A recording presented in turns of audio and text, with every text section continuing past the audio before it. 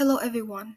Welcome to the podcast Little Talks with Decisions, where we discuss money in a frank, approachable, and easy to understand way. I'm Khainga, an A grader who holds a great interest in business. I want to share the knowledge in the field with others.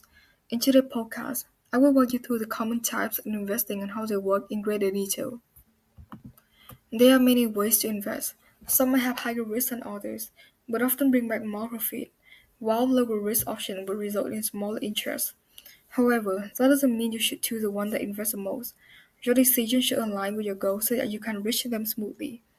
To understand the option better, let's look at the four common types of investment: stocks, bonds, mutual funds, and ETF. Each fit with different demands. Whereas bonds are safety due to its stabilities, stocks, in contrast, pose a higher risk because the price can change at any time. The remaining option giving out risk depends on the market and what you invest in. A bond is a debt that you lend to the issuer for a certain amount of time. The issuer will then give you a sum of money after every year or month until they do that to ensure that they will pay back the money. The issuer can be the government, corporation, or municipalities.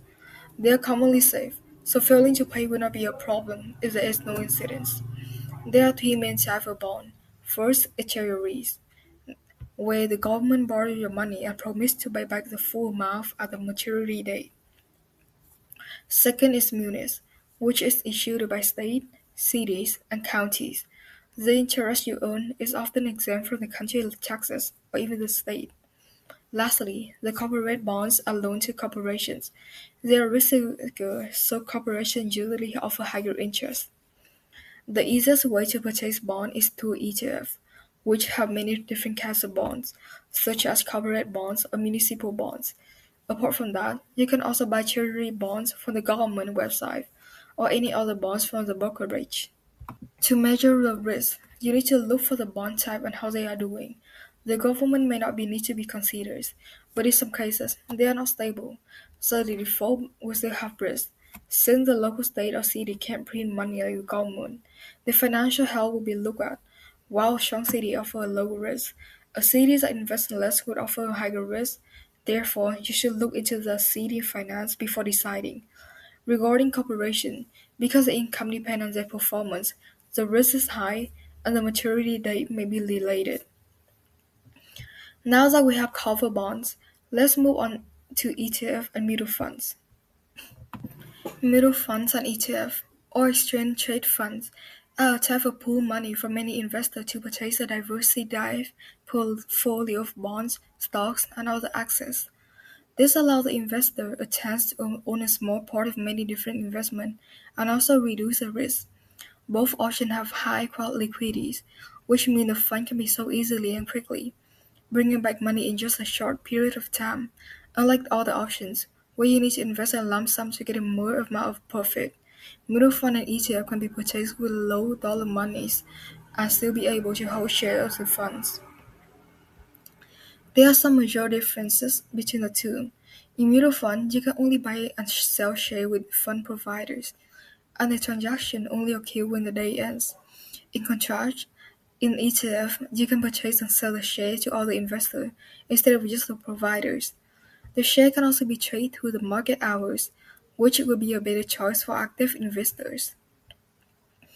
To make profit in mutual fund, you need to find the right type fund, such as equity that suit a long-term goal and stable debt.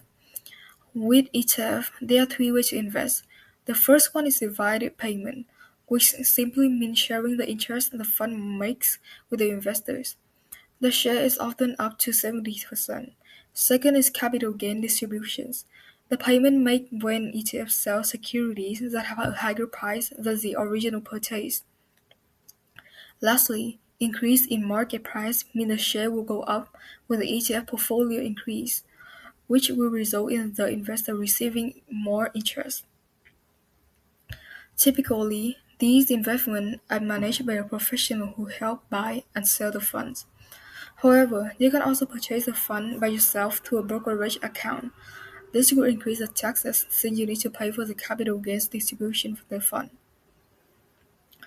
The fund is a basket for many assets, and the risk will depend on the proportion of the trends. When an axis go down but other remain stable, the drop will not have a large impact on the overall. In contrast, if more than half of the axes experience a downward trend, your money will instantly plummet, and the fund cannot be sold for a good price. Finally, let's talk about stocks, the most well-known options. Stocks are a type of securities that give you a share of ownership in a company. When you become a stockholder, you will own a portion of the company income independent on how many shares you own. Becoming a stockholder is like riding a roller coaster. The stock can move up and down at any second, and there's no guarantee that the company stock you hold will grow continuously. So your investment will either pay back or go down with the company. However, just because the stock fluctuated does not mean your company is unstable. A company stock will drop at least once a year, and the price can quickly rise after. If you want to avoid the risk, you can purchase many different stocks or invest in other assets, so you won't lose much money.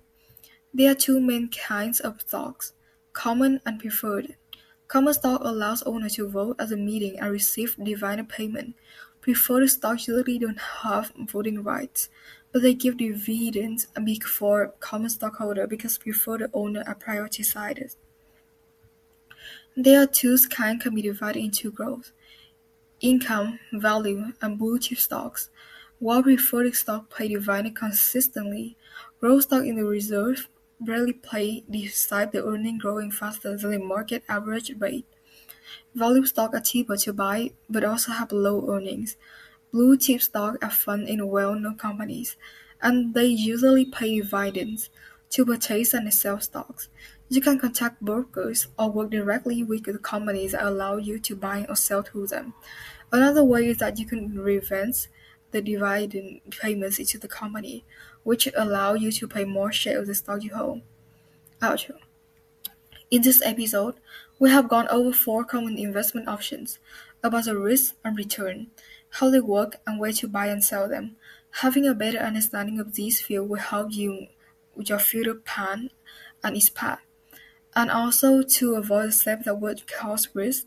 Thank you for listening to the podcast Little Talks with Decisions.